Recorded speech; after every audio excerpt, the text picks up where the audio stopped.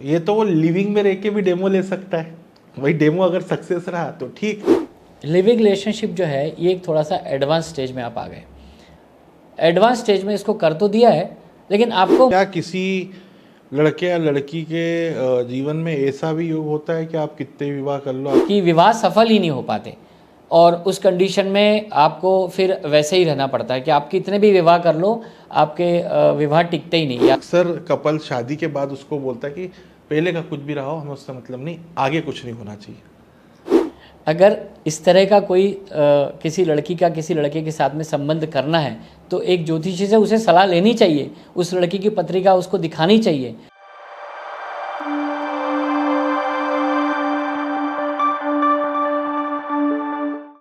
जहाँ प्यार सवाल बन जाए और शादी का रास्ता ना दिखे, दिल कहता है हाँ और समाज कहता है ना, तब आप एक अजीब कश्मकश में फंस जाते हैं। भाई करे तो क्या, कहाँ जाए, क्या करे, वो कौन है जो सबको संभाले।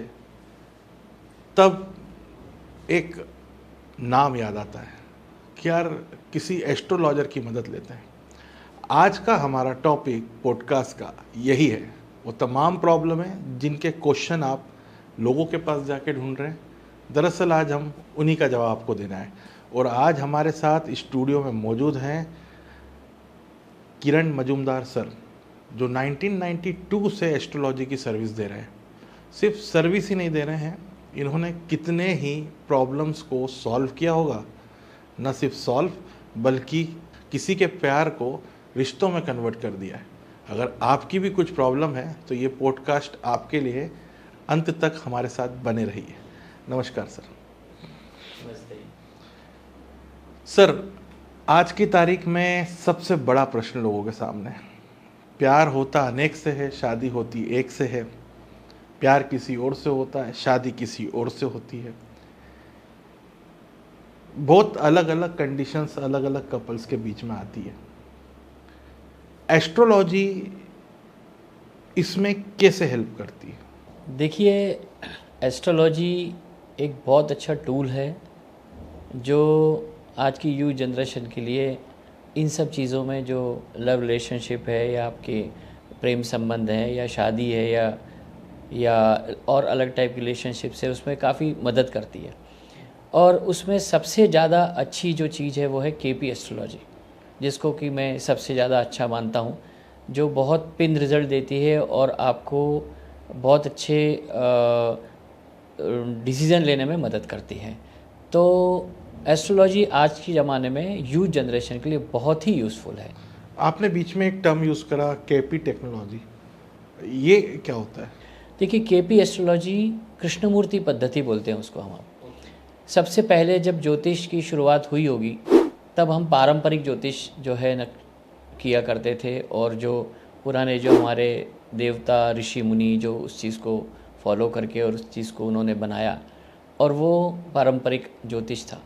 उसको फिर धीरे धीरे थोड़ा सा जो है आप ये कह सकते हैं मॉडिफाई किया श्री कृष्णमूर्ति जी ने। कृष्णमूर्ति जी एक बहुत अच्छे एस्ट्रोलॉजर हुए जिन्होंने नक्षत्रों के ऊपर इस ज्योतिष को आगे लाया। तो उन्होंने 27 नक्षत्र के ऊपर गणना करके और उनके नक्षत्र स्वामियों को मतलब एनालाइज करके, और तब ये कृष्णमूर्ति पद्धति बनाई। और आज ये कृष्णमूर्ति पद्धति इतना ज़्यादा प्रचलित हो चुकी है कि इसके ऊपर से आप बहुत अच्छे रिजल्ट्स ले सकते हो और यूथ जनरेशन को बहुत अच्छे से गाइड कर सकते हो। तो ये जो आपकी केपी टेक्नोलॉजी है और जो एस्ट्रोलॉजी है, अब बात आती है कि एक जनरली अगर हम किसी विवाह की बात करें तो वहाँ पे सबसे पहले हिंदू धर्म और मान्यता के अनुसार लोग कुंडली का मिलान करते हैं, गुणों को कंपेयर करते हैं। तो और आज का जो यूथ है, हम जैन जी को बोल दें या जो है, वो अपने प्रोफेशन मैच करते हैं, वो अपनी वाइफ्स मैच करते हैं, वो अपना शेड्यूल मैच करते हैं कि इवनिंग के 7 बजे का टाइम 2 जनों का कैसा है। जो गुण मिलान होता है और ये जो जेंजी मिलान है, क्या इन दोनों में भी कुछ तालमेल होता है कि जिनके गुण मिल रहे हैं उनके ये सारी चीज़ें भी मिलती होगी, ऐसा कुछ? देखिए, गुण मिलान जो है वो शादी के लिए होता है, विवाह के लिए होता है। और जहाँ तक हमारी बात चल रही थी कि कृष्णमूर्ति पद्धति, केपी एस्ट्रोलॉजी, तो गुण मिलान के बाद एक और आगे की पद्धति है जो कृष्णमूर्ति पद्धति है, जिसमें आप जो हाउसेस रहते हैं उनका मिलान करते हो। मतलब जैसे कि आपकी जन्म पत्रिका में 7वां स्थान है, 7th हाउस है, तो उसमें आप दोनों पत्रिकाओं का मिलान करते हो, तो वो एक एडवांस एस्ट्रोलॉजी इसको बोलते हैं, वो होती है। अब आपने मुझे प्रश्न किया कि जेनजीज क्या सोचते हैं और पुरानी जनरेशन जो गुण उनका मिलन मैचिंग वाली, तो यस यस, बिल्कुल आपने सही फरमाया। तो जेनजीज जो हैं वो, उनका सोचने का नज़रिया बड़ा अलग है। पहले ज़माने में आपका प्रेम किसी एक स्त्री से होता था, आज ये कंडीशन नहीं है। आज आपका प्रेम 10 लोगों से हो सकता है। एक लड़के का 10 लड़कियों से प्रेम हो सकता है और एक लड़की का 10 लड़कों से प्रेम हो सकता है। तो जेनजीज अब चेंज हो गए सब।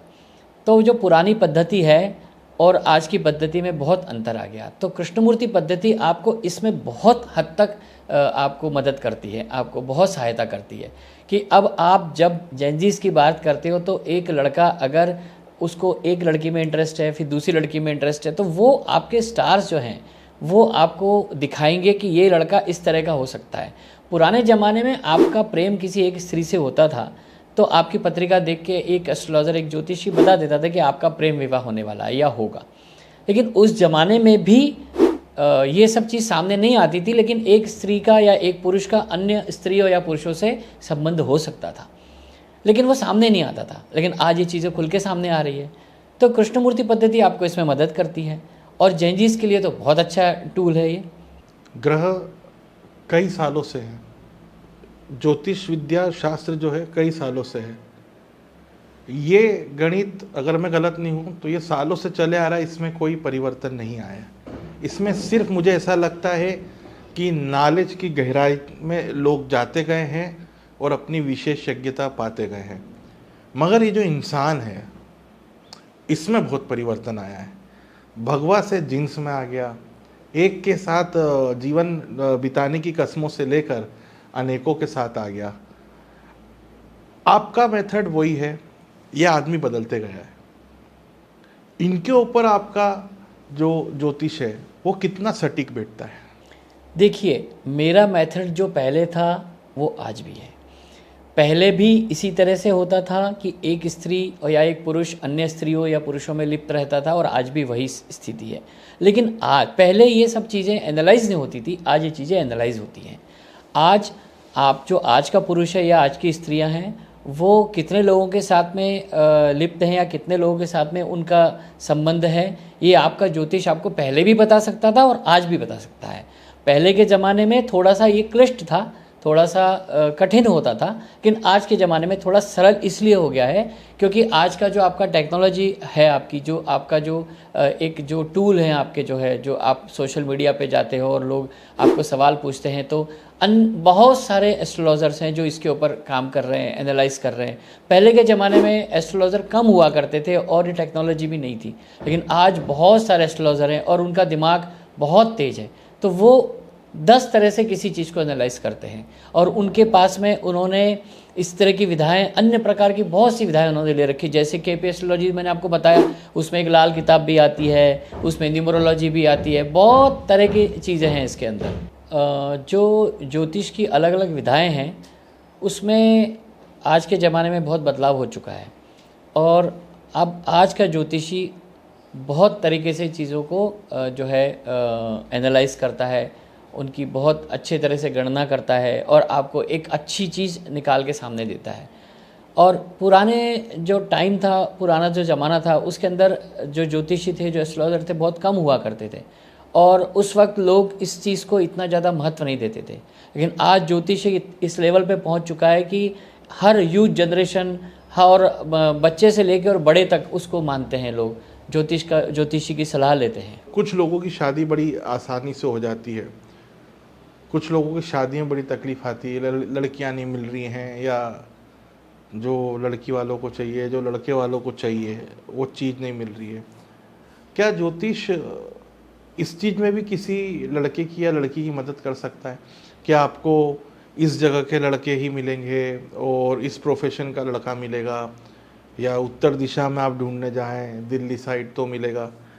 क्या क्या क्राइटेरिया होते हैं जो एक लड़की के लिए ज्योतिष विद्या सजेस्ट कर सकता है और एक लड़के के लिए सजेस्ट कर सकता है?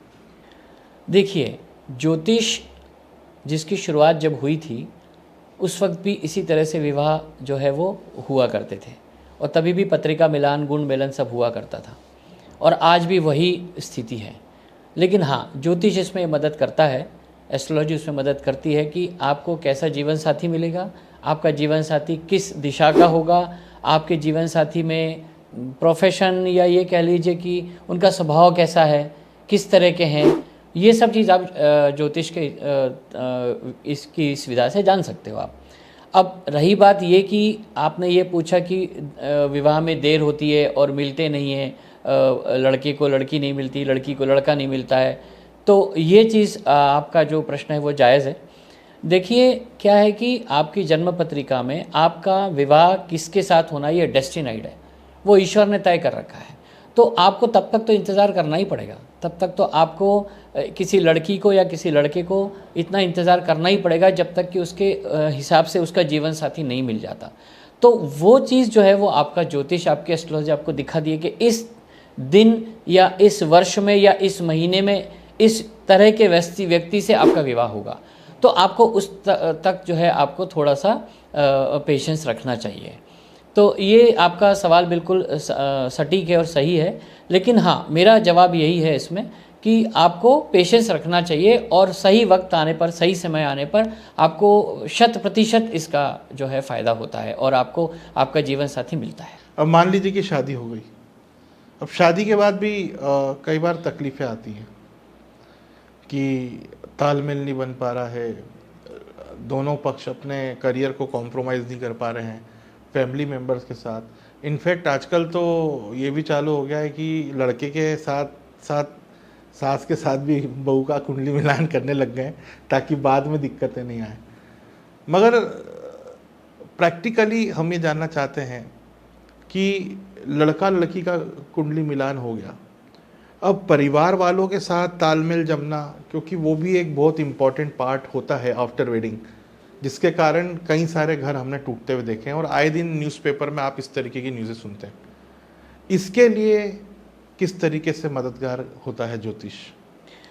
देखिए, जब किसी लड़के और लड़की की आपस में शादी होती है, उसके बाद उसके परिवार से, लड़की का लड़के के परिवार से और लड़के का लड़की के परिवार से जो है मिलन होता है। अब जहाँ तक रही ये बात कि उसके ससुराल वालों से उसकी पत्रिका को उसको मिलाना, तो मैं इस चीज़ में इतना ज़्यादा मतलब डीप में नहीं जाऊँगा, क्योंकि देखिए, जो शादी है वो लड़के और लड़की का आपस में संबंध है। तो लड़के को लड़की के परिवार वालों को और लड़की को लड़के के परिवार वालों को आपस में समझना चाहिए। और रही बात ज्योतिष की, तो ज्योतिष इसमें आपको ये मदद कर सकता है कि आपका स्वभाव कैसा है, वो लड़का लड़की की पत्रिका देख के जान सकता है कि ये लड़की इस स्वभाव की है तो मेरे परिवार वालों के साथ में सही से मैच कर पाएगी, और लड़की लड़के के पत्रिका से ये देख सकती है कि ये मेरे परिवार वालों के साथ में सही मैच कर पाएगा। तो ये दोनों उसी वक्त जो है तय कर लेना चाहिए उनको कि एक ज्योतिषी उनको मदद कर सकता है कि भाई लड़की का स्वभाव इस तरह का है, तो ये आपको, अगर आप करियर के हिसाब से देख रहे हो तो लड़की का स्वभाव इस तरह का है, तो आपको स्वभाव से आपके परिवार के साथ में मैच करना पड़ेगा। अगर आप करियर के साथ कॉम्प्रोमाइज़ करते हो तो आपको स्वभाव अच्छा मिल जाता है, और अगर स्वभाव के साथ कॉम्प्रोमाइज़ करते हो तो करियर को देखना चाहिए। तो ये चीज़ देखिए, 100% तो कोई चीज़ कभी सही हो नहीं सकती है, तो आपको कहीं ना कहीं तो कॉम्प्रोमाइज़ करना ही पड़ेगा। तो अगर आप स्वभाव की बात करते हो तो स्वभाव बदला जा सकता है। लड़की लड़के के परिवार वालों के साथ में उसको कैसे सामंजस्य बिठाना है, तो उसका स्वभाव उनको जानना है, तो उसको अपने स्वभाव में बदल करना पड़ेगा। तो ये कॉम्प्रोमाइज़ है, इसको तो आपको निभाना ही पड़ेगा। कुल मिला के जो आप कहते हो कि परिवार के साथ निभाना, वो ये चीज़ होती है। अब बात आती है कि एक बहुत ट्रेंडी वर्ड है ब्रेकअप, वो दो प्यार करने वालों के बीच में भी होता है और शादी के बाद यही ब्रेकअप होता है तो डिवोर्स तक भी पहुंच जाता है। कोई क्या कुछ इसमें भी ग्रहों का ही चक्कर होता है या सिर्फ मानव स्वभाव पर ये सारी चीज़ें निर्भर करती हैं? किसी के साथ रिलेशनशिप में रह के अलग हो जाना, या शादी के बाद किसी के साथ रिलेशनशिप में डिस्टेंस क्रिएट करके डिवोर्स पे जाना, ग्रह या मानसिक व्यक्तिगत स्वभाव? देखिए, ये आपने बहुत अच्छा प्रश्न किया है और इसके ऊपर मेरा एनालिसिस काफ़ी मतलब गहरा है। देखिए, जब हम किसी लड़के और लड़की की पत्रिका का मिलान करते हैं तो सिर्फ गुण मेलन ही उसका जरिया नहीं है। किसी लड़के की पत्रिका में अगर आप उसके हाउसेस जो होते हैं, जो मतलब उसके जो भाव होते हैं, जिसमें कि एक छोटा सा मैं एक थोड़ा सा डीप में बताऊंगा आपको कि किसी लड़के की पत्रिका में 12 भाव होते हैं, तो उसमें पहले से लेके और 12वें भाव तक सारे भाव होते हैं। उसमें जो 7वां भाव होता है वो उसके विवाह का और या उसके रिलेशनशिप का होता है। जब हम लड़के की पत्रिका की बात करते हैं और जब ब्रेकअप्स की बात करते हैं तो एक ऐसा ग्रह है जिसका नाम है बुध, और उसके साथ एक और ग्रह है वो है बृहस्पति। इन दोनों का 7वें भाव से संबंध रखना ये दिखाता है कि उसके परिवार में या उसके जो उसका क्राइटेरिया है काम करने का, या उसकी जो फैमिली है, जो जिन लड़कियों से या उनका संबंध होने वाला है जो भी है, तो वो 7वें भाव से आपको देखना पड़ेगा।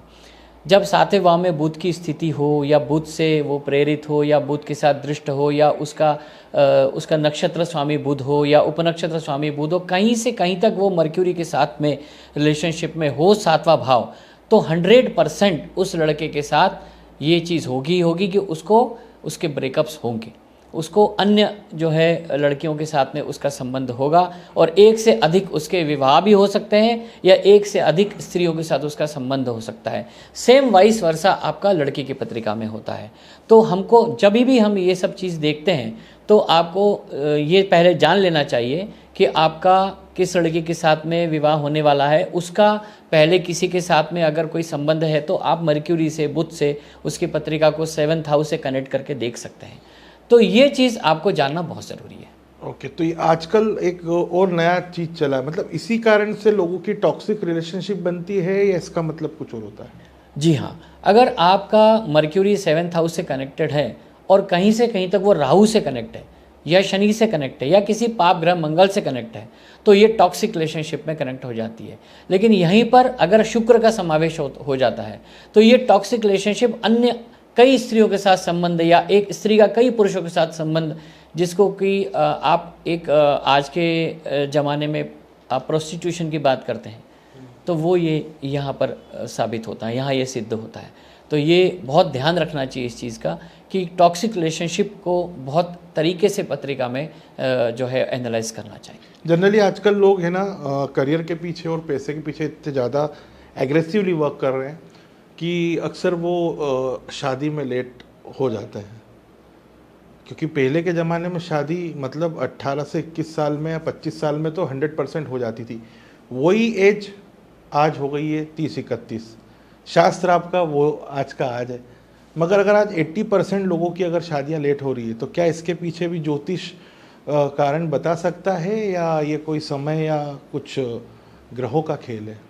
देखिए, जब हमारा कलयुग स्टार्ट हुआ, कलयुग जब धीरे धीरे अपनी चरम सीमा पे पहुंच रहा है तो ये सब चीज़ें आपको धीरे धीरे समझ में आ रही हैं।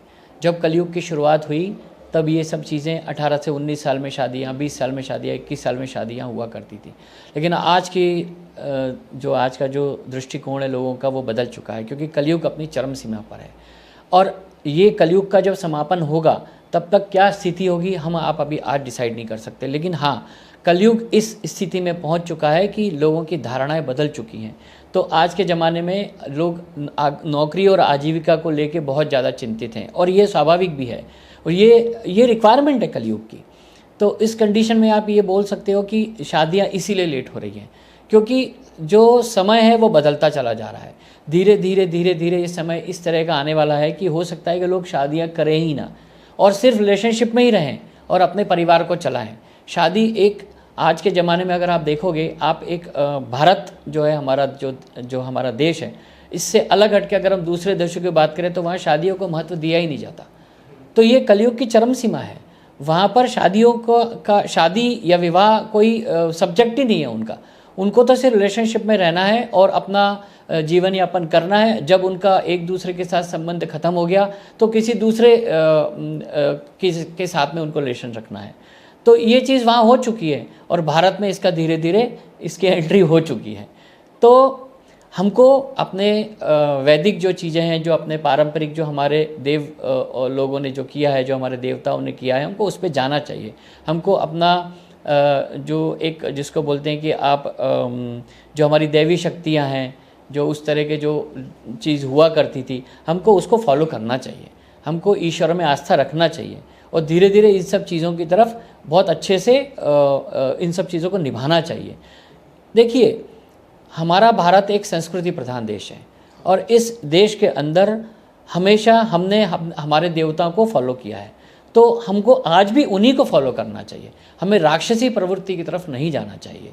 जीवन यापन, आजीविका के लिए विवाह का में देरी होना ये स्वाभाविक है, लेकिन हमको दूसरी चीज़ों की तरफ हमारे मस्तिष्क को डाइवर्ट नहीं करना चाहिए। अब क्योंकि फरवरी का महीना है, 14 तारीख पास में आ रही है, तो हमारी वो तमाम जनता जो अपॉर्चुनिटी और सारी चीज़ें ढूंढ रहे हैं, उनके लिए, उनकी तरफ से आप ये क्वेश्चन माने, जितना आपने अभी हमें बताया उस हिसाब से तो किसी लड़के को किसी लड़की से प्यार करने के पहले बहुत सारी चीज़ें ध्यान रखना चाहिए।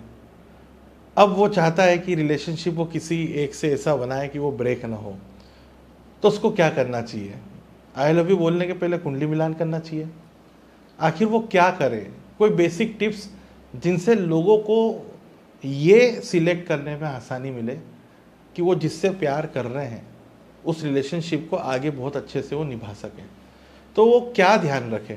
क्योंकि ये पॉसिबल नहीं है कि मैं before I want to propose you I just want to check the हमारे कुंडली के मिलान हो रहे हैं कि नहीं हो रहे हैं, आपके मम्मी पापा मान रहे हैं कि नहीं मान रहे। इट्स क्वाइट डिफिकल्ट, क्योंकि अगर ये सब चीज़ें होने लगी तो रिश्ता ही बनावटी हो जाएगा।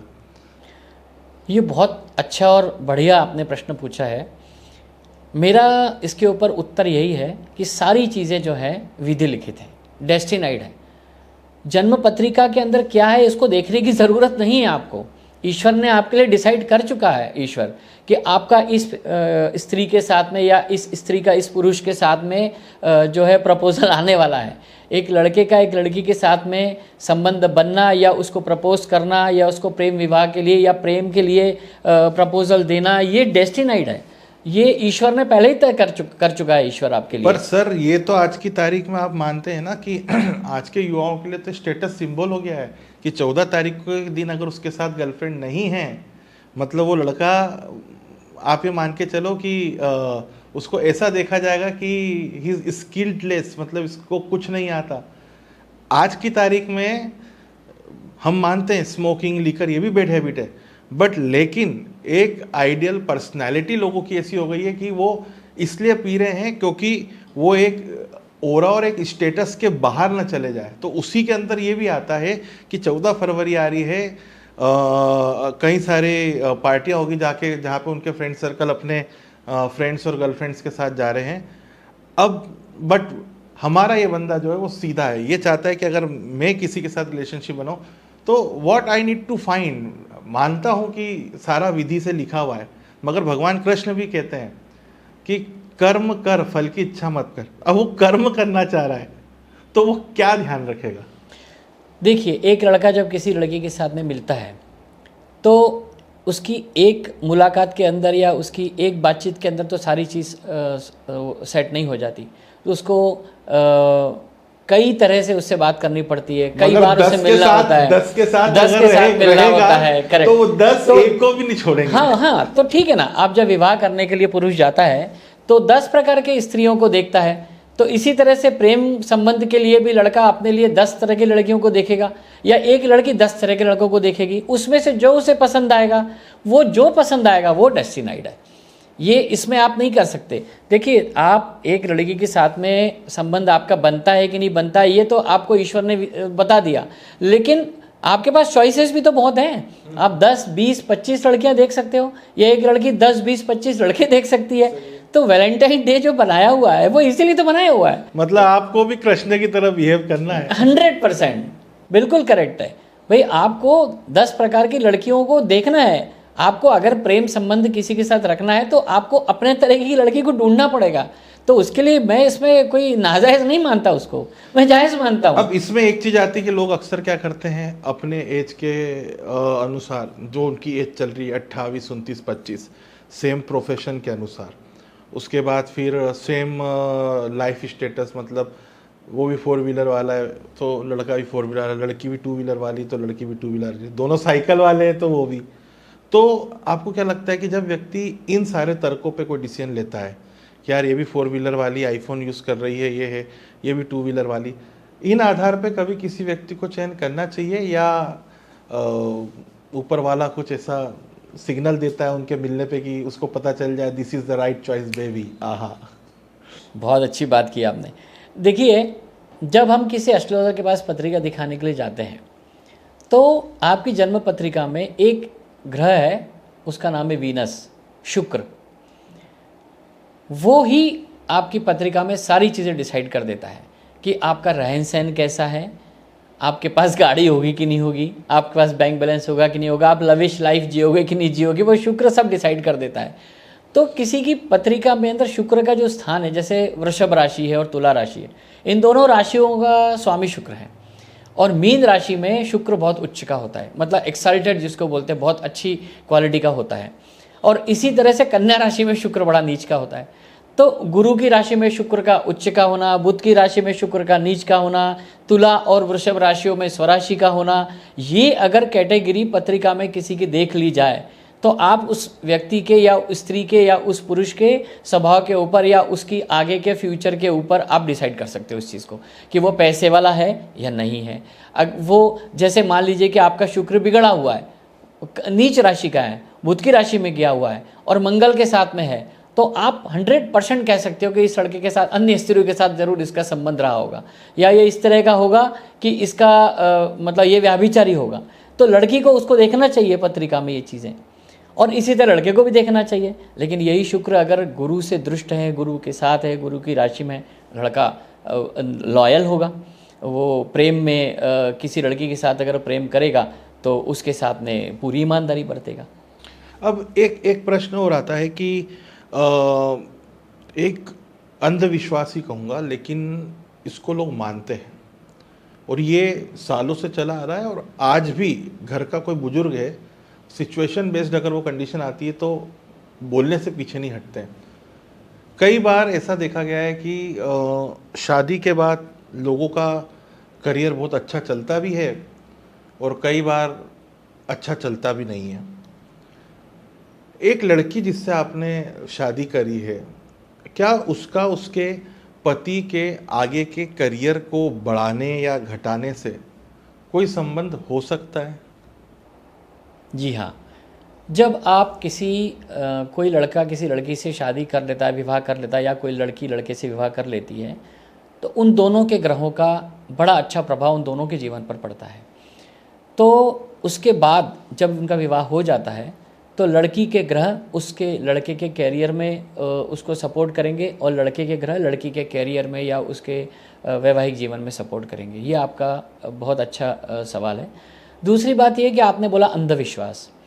देखिए, अंधविश्वास तो एक ऐसी चीज़ है जो किसी आदमी को आप ये नहीं कह सकते कि ये अंधविश्वासी नहीं हो सकता। लेकिन हाँ, मेरा ऐसा मानना है कि आपको कर्म के ऊपर अपने विश्वास रखना चाहिए। अगर आपने पूरा दिन आपका ग्रहों को देखने में लगा दिया और अंधविश्वास कर लिया उनके ऊपर, तो आपका पूरा दिन खराब हो गया। आपके ग्रहों ने तो आपको डिसाइड कर दिया आपको क्या करना है, तो आप ग्रहों के पीछे क्यों भाग रहे हो? ग्रह तो आपके पीछे भाग ही रहे ना, तो आपको कर्म की तरफ भागना चाहिए, अंधविश्वास नहीं करना चाहिए। और आपने अपनी पत्रिका में देख लिया कि मेरा राहु खराब है, अब आप राहु के पीछे लग गए, गलत बात। राहु आपके पीछे लगा हुआ है, आप उसके पीछे मत लगिए। आप अपने कर्म करिए, आपको आपके कर्म करने हैं, आपको ग्रहों के पीछे नहीं भागना है। किसी आप एस्ट्रोलॉजर के पास गए, उसने आपको सलाह दी कि भाई आपका गुरु बहुत अच्छा है और आपको गुरु के हिसाब से करना चाहिए, तो आप गुरु के पीछे लग गए, गलत बात है।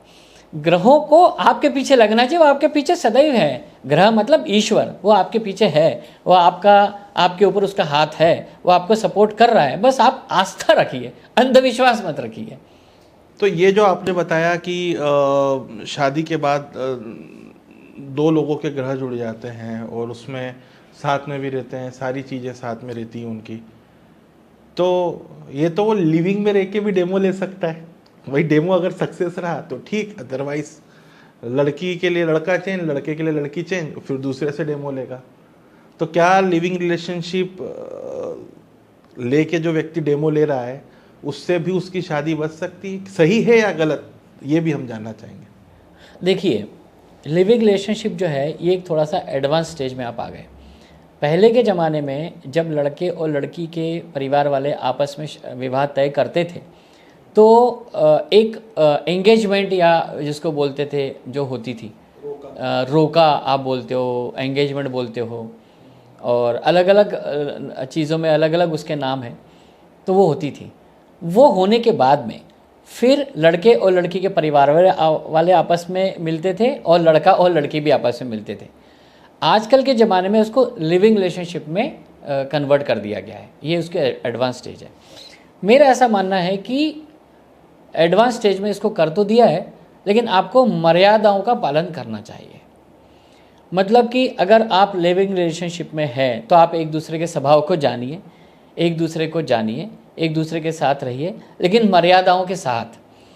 कल को आप लिविंग रिलेशनशिप पूरी करने के बाद अगर आपका एक दूसरे के साथ में संबंध नहीं हुआ या आप एक दूसरे से अलग हो गए, तो आप उस कंडीशन में उस लड़की को किसी दूसरे के साथ भी विवाह करना है और उस लड़के को किसी दूसरे के साथ विवाह भी करना है, और दूसरे जो रिश्ते होंगे उस पर इसका पूरा बुरा असर पड़ सकता है।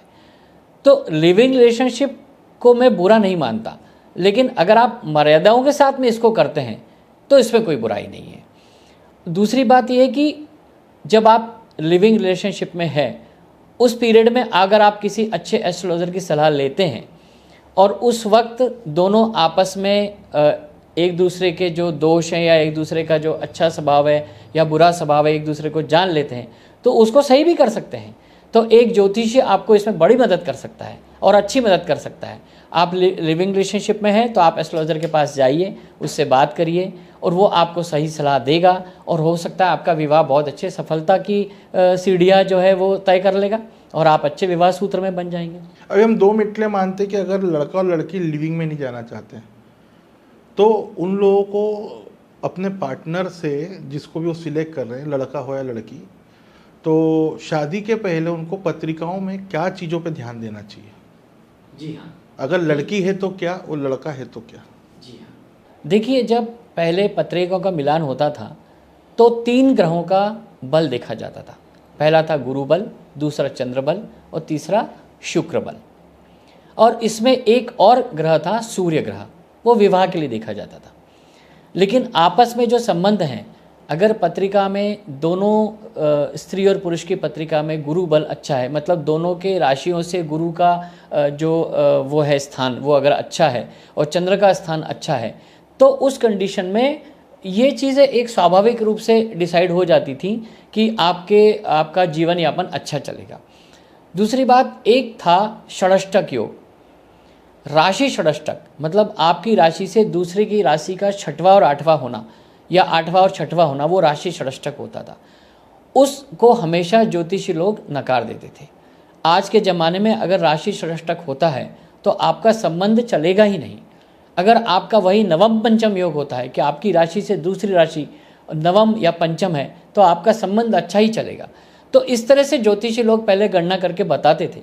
आज के ज़माने में अगर आप लिविंग रिलेशनशिप में जाते हो और अगर आपकी ज्योतिषी से सलाह लेते हो और वो आपको पहले ही ये बता देता है, तो उसके बाद आपको पहले डिसाइड कर लेना चाहिए कि हमारा संबंध अच्छा चलेगा या नहीं चलेगा। तो पत्रिका में ग्रहों की जो स्थिति है उसकी जानकारी आपको लेना चाहिए, एक एस्ट्रोलॉजर से सलाह लेना चाहिए, एक ज्योतिषी से अच्छी सलाह लेने के बाद आपको डिसाइड करना चाहिए कि मेरे को इस लड़की के साथ में रहना है या नहीं रहना है, या इस लड़के के साथ रहना है या नहीं रहना है।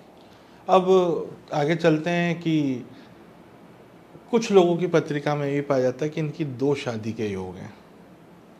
तो अक्सर लोग क्या करते हैं कि पहले किसी बछड़े से शादी करा देते हैं। हाल फिलहाल में अक्षय कुमार जी की भी एक मूवी आई थी जिसमें पहले उनको भैंस के साथ विवाह कराते हैं, फिर दूसरी लड़की के साथ विवाह कराते हैं, क्योंकि 2 शादी के योग हैं। क्या ये सही में एग्जिस्ट करता है या फिर ये कुछ ज्योतिषों के थ्रू सिर्फ अपना पैसा बढ़ाने की कोई स्कीम है? जी नहीं, ये पैसा बढ़ाने की कोई स्कीम नहीं है, ये स्वाभाविक है। देखिए, किसी लड़के की पत्रिका में या किसी लड़की की पत्रिका में द्विभार्या योग या द्विवर योग होता है।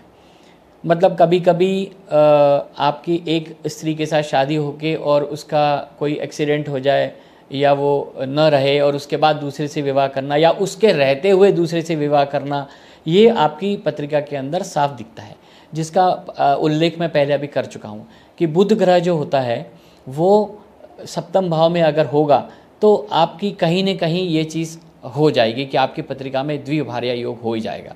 तो आपको एक स्त्री की जगह दूसरी स्त्री के साथ में संबंध रखना, या एक स्त्री के जाने के बाद दूसरी से विवाह करना, या एक साथ दोनों के साथ रहना, आजकल के ज़माने में ये भी संभव है और पहले भी होता था ये चीज़ कि मान लीजिए कि पहले एक पुरुष किसी स्त्री के साथ विवाह करता था और मान लीजिए स्त्री की कोई छोटी बहन है और उसका के पति की अगर अकस्मात उसका निधन हो जाता था तो वो पुरुष उसकी बहन से भी शादी करके उसको अपने साथ रखता था। ये ऐसे बहुत सारे उदाहरण पहले हो चुके हैं, तो ये भी एक अच्छी चीज़ है, ये होता था। तो द्विभार्या योग जो है या द्विवर योग जो है ये संभव है और ये होता है, इसमें कोई बुराई नहीं है। तो एक ज्योतिषी आपको सही सलाह दे सकता है कि आपकी पत्रिका में द्विभार्या योग है, तो अगर द्विभार्या योग है तो वो डेस्टिनाइड है वो। तो उस कंडीशन में आपके गुण मेलन हो गया, आपकी स्त्री से शादी हो गई, तो उसमें एक दूसरे के साथ बातचीत करके और ये चीज़ को क्लियर किया जा सकता है कि भाई देखो ये मेरी पत्रिका में द्विभार्या योग दिख रहा है। तो वो इसलिए उसका तोड़ निकाला था कि वो किसी पेड़ के साथ शादी करते थे या किसी मटके के साथ शादी करते थे या किसी बछड़े के साथ शादी करते थे। ये सही था कि द्विभार्या योग आपके एक शादी आपकी हो गई, अब आप दूसरी शादी करिए, दूसरी शादी सफल है आपकी। तो पहले ये होता था, तो आज भी होता है। क्या किसी लड़के या लड़की के जीवन में ऐसा भी योग होता है कि आप कितने विवाह कर लो आपकी वाइफ मरेगी, आपके हस्बैंड मरेंगे ही मरेंगे? जी हाँ, ये चीज़ एक पत्रिका में मंगल जो है, क्योंकि नाम तो नहीं लूंगा लेकिन हिंदी जगत में भी ऐसे कुछ उदाहरण। हाँ, आप हिंदी सिने जगत की बात कर रहे हो ना? हाँ, तो बिल्कुल है, बड़े सारे उदाहरण हैं, नाम लेना ठीक नहीं है, लेकिन हाँ ये बिल्कुल संभव है और ये होता है कि विवाह सफल ही नहीं हो पाते और उस कंडीशन में आपको फिर वैसे ही रहना पड़ता है कि आप कितने भी विवाह कर लो, आपके विवाह टिकते ही नहीं। या तो आपके पति या पत्नी की अकस्मात उनका चले जाना होता है, या वो आपके जीवन से चले जाते हैं, किसी दूसरे के साथ विवाह कर लेते हैं। तो ये चीज़ संभव है। तो ये एक ज्योतिषी बहुत अच्छे से आपको बता सकता है। एक सबसे इम्पॉर्टेंट क्वेश्चन जो लास्ट में, और ये दर्शकों के लिए बड़ा काम का है, एक लड़का वो अपने किसी लड़की से प्यार करता है, how he check her loyalty, मतलब वो उसके साथ जीवन यापन करेगी, किसी और के साथ एक्स्ट्रा मैरिटल अफेयर नहीं होगा। तो शादी के पहले का जो सीन होता है, अक्सर कपल शादी के बाद उसको बोलता है कि पहले का कुछ भी रहा हो हमें उससे मतलब नहीं, आगे कुछ नहीं होना चाहिए। तो इस चीज के लिए क्या ज्योतिष का सहारा लिया जा सकता है? लिया जा सकता नहीं, लिया जाना चाहिए। अगर इस तरह का कोई किसी लड़की का किसी लड़के के साथ में संबंध करना है तो एक ज्योतिषी से उसे सलाह लेनी चाहिए, उस लड़की की पत्रिका उसको दिखानी चाहिए और उसको सलाह लेके ये बताना चाहिए कि उस लड़की के अन्य पुरुषों के साथ संबंध हैं या उसका स्वभाव कैसा है, या वो कहीं से कहीं तक उसका किसी अन्य चीज़ों में लिप्त तो नहीं है, या ये कह सकते हैं कि वो आपको बेवकूफ़ तो नहीं बना रही है। ये सब चीज़ें एस्ट्रोलॉजर बता सकता है और एक लड़का या एक लड़की किसी अच्छे ज्योतिषी से सलाह लेके यह तय कर सकते हैं। अब एक बड़ा प्रश्न जो मेरे मन में आया और जो जिन्होंने यहाँ तक पॉडकास्ट देखा होगा उनके भी मन में आया, सही ज्योतिष को कैसे सिलेक्ट किया जाए, कैसे पहचाना जाए कि जो व्यक्ति आज हमारे भविष्य फल को पढ़ रहा है या हमारे बारे में भविष्य में जो भी चीज़ें बता रहा है वो एक एग्जैक्ट ऐसा नॉलेजेबल पर्सन है जो हमें सही गाइड कर देगा। क्योंकि हर ज्योतिष का अध्ययन का लेवल अलग होता है, स्तर का लेवल अलग होता है। हम देखते हैं कई सारे ऐप जिसमें 6 महीने के एक्सपीरियंस वाले भी हैं, रेटिंग वाइज वो भी अच्छे हैं। जैन जी हैं, हम रेटिंग को फॉलो करते हैं, रिव्यूज़ पढ़ के डिसीजन लेते हैं। और 30 साल के, 40 साल के, 45 साल के एक्सपीरियंस लोग भी हैं। Nowadays it's quite difficult to मतलब find a right astrologer। तो आप इसके लिए कुछ उपाय बताएं हमारे ऑडियंस को। देखिए, सबसे पहली बात तो एक ज्योतिषी का अनुभव जो है वो मायने रखता है। अगर उसको 20 साल का 30 साल का अनुभव है तो मायने रखता है। लेकिन मैं ये नहीं कहता कि कम अनुभव वाले ज्योतिषी अच्छे नहीं होते। देखिए, किसी ज्योतिषी ने 25 साल में जो कमाया है वो कोई ज्योतिषी 10 साल में भी कमा सकता है। तो आप ये नहीं कह सकते कि ये अनुभवहीन है तो इसके पास नहीं जाना चाहिए। अगर कोई ज्योतिषी 10 साल का या 5 साल का अनुभव वाला है और अगर उसकी रेटिंग्स अच्छी हैं या उसके जो उससे जिन लोगों ने उससे सलाह ली है उनके अच्छे अनुभव हैं तो आपको अवश्य उनके पास जाना चाहिए। और ज्योतिष का 5 या 10 साल से अनुभव से उसको रेट नहीं करना चाहिए। उसके क्लाइंट्स कितने हैं, उसको लोग कितना पसंद करते हैं, उसके ऊपर जाना चाहिए। 5 साल का अगर अनुभव है और वो अच्छे से सब चीज़ बता रहा है तो अवश्य जाना चाहिए। धीरे धीरे जाने के बाद ही तो उसका अनुभव होगा। अगर आप 5 साल, 10 साल, 15 साल, आपका अनुभव 25 साल कब होगा? जब आप लोगों के साथ जुड़ेंगे, लोग आपसे बातें करेंगे। लेकिन एक 5 साल के अनुभव वाला ज्योतिष है, उसने 5 साल में ही काफ़ी सारी चीज़ें हासिल कर ली हैं। मान लीजिए कि 5 साल की ज्योतिष में वो 1 लाख लोगों से मिल चुका और कोई 25 साल के अनुभव में 2 लाख लोगों से मिला है। तो उस पर डिपेंड करता है ना कि उसका जो क्राइटेरिया कितना मजबूत है और वो कितना उसका एक्सपीरियंस है, कितना उसने एनालाइज किया है। तो एक एनालिसिस के ऊपर डिसाइड करना चाहिए।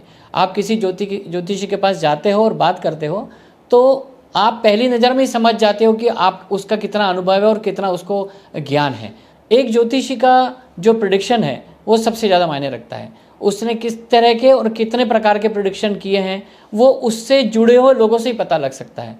तो उस ज्योतिषी से जो जुड़े हुए लोग हैं उनसे आपको बात करना चाहिए, उनसे मिलना चाहिए। और दूसरी बात, आजकल सोशल मीडिया इतना ज़्यादा आगे जा चुका है कि उसके अनुभव आपको उसके कमेंट्स में मिल जाते हैं और वो कमेंट्स जो होते हैं उन लोगों के नंबर भी आपको उसमें मिलेंगे। तो आप उनसे पर्सनली बात करके भी आप पता कर सकते हो। कभी कभी फॉल्स कमेंट भी लोग लिख देते हैं, तो ऐसा नहीं करना चाहिए। 10 लोगों ने अगर 2 लोगों ने फॉल्स लिखा है तो 8 अच्छे भी हैं, तो आपको उनसे बात करनी चाहिए। तो एक ज्योतिषी का आकलन हमेशा बहुत सोच समझ के करना चाहिए कि एक अनुभव है 25 साल का और एक 5 साल का अनुभव है, ऐसे आकलन करना ठीक नहीं। आप उसके कमेंट्स कितने हैं लोगों के और उसके जो क्लाइंट्स कितने हैं उनसे बात करके कि ये ज्योतिषी कैसा है, इन्होंने आपको क्या प्रेडिक्शन दिया था और आपका कितना सही हुआ, या उसने आपका कैसा मार्गदर्शन किया था और वो कितना सही हुआ, ये आपको जानना बहुत आवश्यक है। तो ये था हमारा आज का पॉडकास्ट। हम उम्मीद करते हैं कि आपके सारे क्वेश्चंस के जवाब आपको मिल गए होंगे, बट फिर भी कुछ अगर बच गए, क्योंकि जिज्ञासा एक ऐसी चीज़ है जिसको जितना बुझाया जाए उतनी बढ़ती है। तो आप दिए गए नंबर पर संपर्क करके अपने एक कंसल्टेशन बुक कर सकते हैं और किरण सर से मुलाकात करके अपने तमाम प्रश्नों के जवाब पा सकते हैं। हम इसी तरीके के पॉडकास्ट आगे भी आपके लिए लाते रहेंगे। आज के लिए इतना ही, धन्यवाद।